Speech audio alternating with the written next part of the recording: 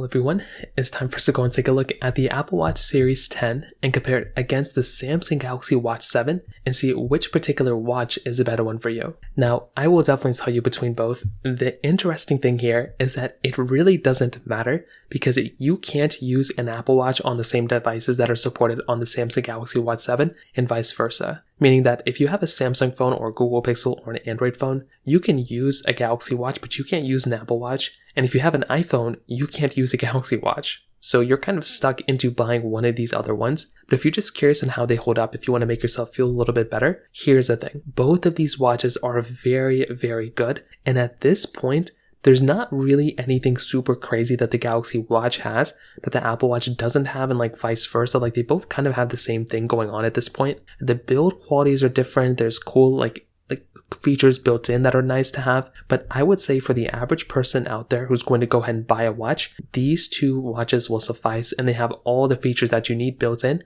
immediately as soon as you go and buy them. But if you haven't bought them yet, and if you're looking at it, you can use the links down in the description. You can get them from Amazon and you can help support the channel at the exact same time. Now, starting off with the outside of both, the Samsung Galaxy Watch 7 does come out in two different sizes. Technically more if you go for the classic versions, but these ones are just specifically for the Watch 7. You're either getting the 40mm size or the 44mm sizes. So those are two different sizes that you can kind of configure between. Again, they have different sizes you can choose from even beyond this, but just for the Watch 7, the standard one, those are kind of the two, sizes you're going to get. And they're circular watches, which look pretty good, and Samsung makes really good displays, and these things still look very nice for the most part. With the Apple Watch Series 10, right? This thing is giving you two different sizes to choose from as well, so just kind of keep that in mind. And within these particular watches, you're basically able to choose whether you want either the 42mm size or the 46mm size. So right off the rip, you're already getting bigger sizes technically from the Apple Watch Series 10 than the Samsung Galaxy Watch 7. But a big thing to keep in mind here is that with the Apple Watch 7, it is a rectangular square type of design, where the Galaxy Watch 7 is more rounded. So if you're somebody who likes a more rounded approach, well then you can go for the Galaxy Watch 7. Or if you like the Apple Watch, with its square design, then that might be a little bit nicer for you. It just really depends on what you actually prefer. But like I said, I think for the average person, they're probably going to be okay with either one of these at this point. You're getting two buttons on the right side of both these watches. I would say from a build quality standpoint, they both feel very relatively the same. There's not really anything that they're designed differently, but I don't think one feels way more premium than the other one. However, when you get to the backside, they both support wireless charging from their, corresponding chargers. The Galaxy Watch 7 does have the capability of being reverse wirelessly charged from a Samsung Galaxy phone from the S10 or newer. That is a really nice feature to have. That is something iPhones still don't have. That, in my opinion, would be one of the reasons why I would switch over to a Samsung Galaxy Watch, is to just have my phone charge my watch for me without me having to go through and bring my other charger around. Because these chargers are proprietary. So it's not like you can plug in that charger with your laptop to charge it. It's like you have to bring that specific charger around. But having a phone that does it for you is so cool. And unfortunately, iPhones still don't have it. You have to manually plug in your charger to your iPhone if you want to charge it. That is one advantage for the Galaxy Watch. But one advantage for the Apple Watches are the stock bands that come inside of the Apple Watch and taking in and rearranging your bands if you want to. So the band process is basically you click on a button on both and then you just take out the bands, right? With Apple Watches, it's a much better process. It's still not perfect, but it is a better experience than the Galaxy Watches of replacing your bands. But also with the Galaxy Watch, if the bands that come inside of the box aren't nearly as nice as the bands that come inside of your Apple Watch. And these are the stock watches. They're not the ones that you have to go and pay more for, the bands. So that in and of itself is one other area where I look at, and it makes me probably a little bit happier of owning my Apple Watch, in my opinion, than my Galaxy Watch. But you also have to keep in mind the pricing structure between these two. Because if you look at them, you are basically going through and you're having to pay, it's a little bit of a different type of pricing structure between both as well. So on the Galaxy Watch, you're paying $299 for the cheapest model. So for the 40mm size, you're paying $299. For the Apple Watch, you're basically paying $399 for that cheapest model. $100 more for that cheaper model. So keep that in mind. If that is something that, if you're trying to save every penny, the Galaxy Watch is giving you a little bit more of a benefit of giving you a cheaper price overall than the, Apple Watch Series 10.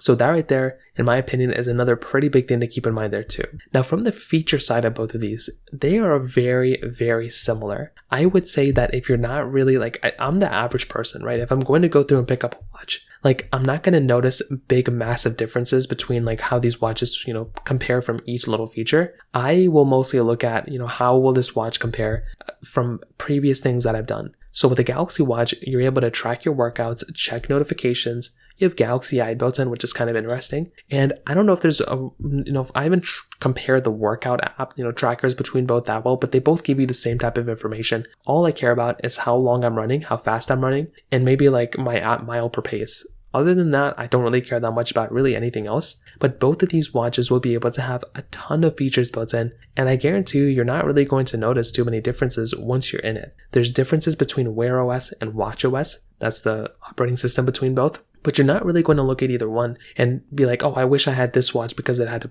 better feature. The only thing I can even kind of think about is that potentially, with the Galaxy Watch 7, it does have blood pressure monitoring in some countries and some regions, but that's not even available all over the place. So, there's some features here and there, but for the most part, what I will tell you is I love the Galaxy Watch 7 and I love the Apple Watch Series 10, and I definitely do think these are very good watches to buy. I think if you're in the market, you might as well go through, maybe buy something if you have an Android, buy a Galaxy Watch 7. If you have an iPhone, buy the Apple Watch Series 10 and kind of see how they compare from that standpoint. I generally don't think it makes a lot of sense for the average person to go and buy something like an Apple Watch Series 10 if you have an Android phone, or if you have a Samsung Galaxy phone, don't buy an Apple Watch. The reasoning for this and why I've seen some people do this before is maybe because they like the design of the Apple Watch or they like the design of the Galaxy Watch, and they'll just use them as separate devices. So what does that even mean now? Basically, they'll buy a Galaxy Watch 7 or buy an Apple Watch Series 10. They will buy the cellular model, or maybe not even the cellular model. They'll just buy the standard model and they'll just use these as separate devices. Then when they go through and basically just use that watch, they'll use it and they'll just use it as a different type of watch. They'll use it as a separate device for the most part. And then what'll happen is they'll just have to go use it as a separate device, and that's basically that. So there's some problems here. Obviously, you can kind of make it work, but you're not getting that full experience, right? You're not getting the full experience of being able to use a device and use it as your main device and, have it connect with your phone and all the notifications and stuff you'll get. You'll be missing out on all of them. So what I'm trying to say is there are a lot of pros for the Galaxy Watch 7. I like the design of this watch, and I do think that it has a lot of power built in, and I like the sizing of them. I like the way it's rounded. I think it's a really cool thing, and I love that I can use my Samsung Galaxy phone and reverse charge my Galaxy Watch from it. It is such a nice thing, and I love having that type of capability. On the Apple Watch side, I love that it can work natively with my iPhone without having to do anything crazy. It's a beautiful design. It has a very bright display. It's very powerful. It has a lot of features built in, and for my everyday use case, because I already use Apple Watches, I'm already familiar with that whole entire landscape and everything. But I also know some pitfalls of Apple Watches. Like I said, they don't have the best amount of features compared to the Galaxy Watches, and usually the Galaxy Watches have more features built in. But I do think for the features that I use on an everyday basis, either one of these will be fine. But like I said, and like I started this video, if you have an Apple Watch, if you have an iPhone, go for an Apple Watch. If you have an Android, go for a Samsung Galaxy Watch. So that pretty much covers it up here. If you have any other thoughts or questions, please let me know in the comment section below. Hit the like button, that will mean so much, but definitely hit that subscribe button. More importantly than everything else, I love every single one of you guys. Hopefully I'll catch you guys in the next video. Peace out till then.